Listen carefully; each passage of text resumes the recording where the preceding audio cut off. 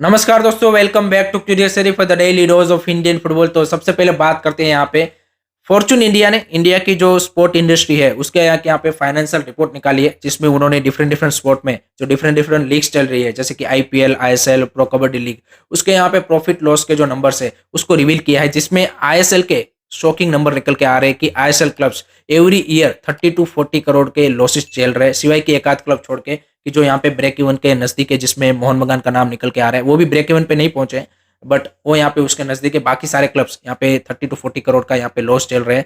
हम सबको पता है कि यहाँ पे आईपीएल 2008 में जब स्टार्ट हुआ उसके बाद इंडिया में यहाँ पे जो ये लीग कल्चर है वो यहाँ पे आया और बाकी स्पोर्ट्स में भी इनको अपनाया गया। मोर देन 15 लीग्स यहाँ पे उसके बाद स्टार्ट हुई, बट उसमें अगर पिछले 10 सालों में देखें तो आईपीएल के बाद यहाँ पे pro kabaddi league and ISL, ये दो ऐसी लीग है कि जो यहाँ पे सस्टेन कर पाई है। बट यहाँ पे पार्थ जिंदाल जो यहाँ पे जेएसडब्ल्यू के ओनर है और सभी लीग्स में उनकी यहाँ पे क्या बोलते हैं कि क्लब्स है, तो उन्होंने बोला कि हमारी आईपीएल की जो टीम है वो यहाँ पे 350 करोड़ का यहाँ पे क्या बोलते हैं कि प्रॉफिट करती है एवरी ईयर। हमारी जो प्रो कबड्डी की यहाँ पे टीम है हरियाणा स्टीलर, वो यहाँ पे हर साल 2 करोड़ का प्रॉफिट करती है, जबकि हमारी जो आईएसएल की टीम है बेंगलुरु एफसी वो हर साल यहाँ पे 30 करोड़ का लॉस करती है। तो why this ISL clubs are making such a huge loss? उसका यहाँ पे सिंपल सा दो रीजन है।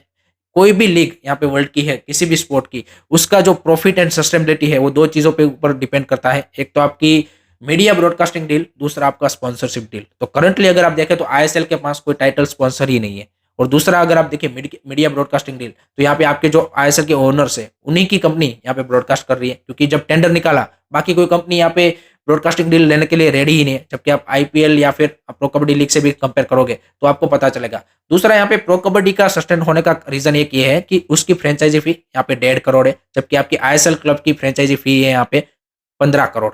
तो 10 गुना ज्यादा यहाँ पे आप क्या बोलते हैं कि फ्रेंचाइजी फी पे कर रहे हो। इसीलिए जो है 30-40 करोड़ का नंबर है ये मे भी आधा हो सकता है। मैं ये नहीं बोल रहा कि आप प्रॉफिट में आ जाओगे, बट ये यहाँ पे अगर फ्रेंचाइजी फी में भी कम होती तो ये जो लॉस है इसको आप यहाँ पे क्या बोलते हैं कि 30 करोड़ से मे बी 15 करोड़ तक ला सकते थे। और दूसरा रीजन है यहाँ पे जो सबसे बड़ा है वो है यहाँ पे प्लेयरों की वैल्यू, क्योंकि कबड्डी में अगर आप देखें तो प्लेयरों की वैल्यू काफी कम है, जबकि अगर आप आईएसएल में देखें तो इंडियन प्लेयरों को हम सबको पता है कि क्वालिटी के से भी ज्यादा उनको यहाँ पे क्या बोलते हैं कि पैसा दिया जा रहा है। और फॉरेन प्लेयर में भी सेम ही कैसे कि फॉरेन प्लेयर्स को भी यहाँ पे बड़े कॉन्ट्रैक्ट्स या फिर काफी ज्यादा सैलरीज दी जा रही है। तो ये दो रीजन है कि जो यहाँ पे ये जो 30 करोड़ का लॉस है ये इसीलिए हर क्लब यहाँ पे चल रहा है। Otherwise this might be 10-15 crore loss and 10 साल में यहाँ पे प्रॉफिट में ना होना। आई थिंक डेफिनेटली यहाँ पे जो भी कॉर्पोरेट हाउस है, चाहे वो रिलायंस, टाटा या फिर जेएसडब्ल्यू, सबके लिए यहाँ पे जब क्योंकि जब लीग स्टार्ट हुआ 2014 में, तब सभी जो 8 फाउंडिंग मेंबर्स थे, क्लब्स थे, उनका यहाँ पे यही गोल था कि नेक्स्ट 10 ईयर्स में हम लीग को यहाँ पे प्रॉफिटेबल करेंगे। और हर कोई लीग यहाँ पे स्टार्टिंग से प्रॉफिटेबल नहीं होती। आईपीएल भी यहाँ पे जब स्टार्ट हुआ उसके 6-7 years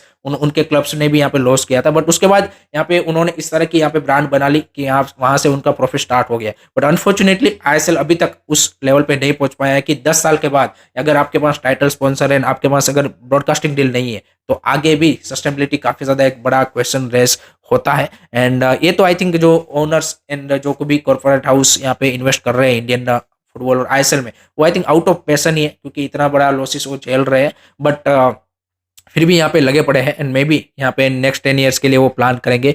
so this is a quite interesting number. Let me know guys, आपका क्या मानना है इसके बारे में, और कौन से ऐसे रीजन है कि जिसकी वजह से यहाँ पे आईएसएल के क्लब्स इतने ज्यादा बड़े लॉसेस कर रहे हैं? कमेंट सेक्शन में जरूर बताइए।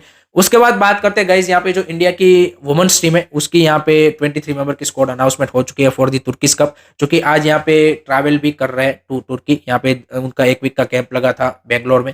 और 23 मेंबर की squad as expected Chaoba Devi के अंदर ये पहला टूर्नामेंट है, तो this is going to be interesting to see किस तरह से यहाँ पे टीम परफॉर्म करती है। कुछ यंगस्टर को यहाँ पे मौका मिला है, करिश्मा, काजल डिसोजा और इन सबको यहाँ पे काव्या, इन सबको मौका मिला है। तो दैट्स इंटरेस्टिंग टू सी किस तरह से उनकी यहाँ पे सीनियर लेवल पे डेब्यू होती है और परफॉर्मेंस आती है। बाकी आपके एज यूजुअल यहाँ पे प्लेयर सिलेक्ट किए गए हैं। बैकलाइन में एक्सपीटी देवी नहीं है, तो that's you can see interesting exclusion. यहाँ पे कोई रीजन नहीं दिया गया है कि क्या वो इंजर्ड है और वट एवर द थिंग। और दूसरा आपका यहाँ पे फ्रंट लाइन में बाला देवी भी नहीं है। So this are the 2 big exclusion. But let's see यहाँ पे चाओबा देवी के अंदर हमें यहाँ पे जो तुर्किश कप है वो यहाँ पे जीत के आए। That will be you can say कि टारगेट होना चाहिए यहाँ पे टीम की ओर से।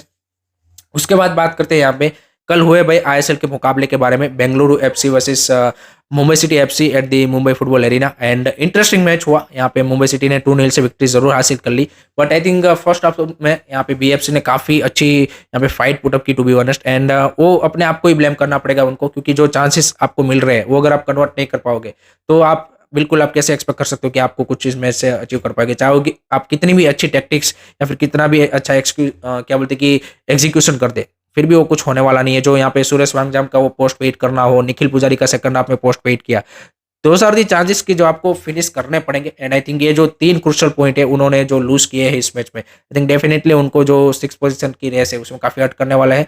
मुंबई सिटी के लिए यहाँ पे विक्रम प्रताप सिंह की ओर से 2 ब्यूटीफुल गोल, एंड दोनों गोल उन्होंने अपने फादर को डेडिकेट किया जो रिसेंटली यहाँ पे पास अवे हो गए हैं। And I think what a player he is, मतलब I think the commitment, the intent with his quality, I think absolutely treat to watch. And दोनों quality goal to be honest, I think पहला गोल भी अगर आप देखें जिस तरह का उसका बॉक्स के अंदर फिनिश था, ब्रिलियंट। एंड दूसरा भी जिस तरह से उन्होंने हेडर मारा, I think great to see such a player doing really really well.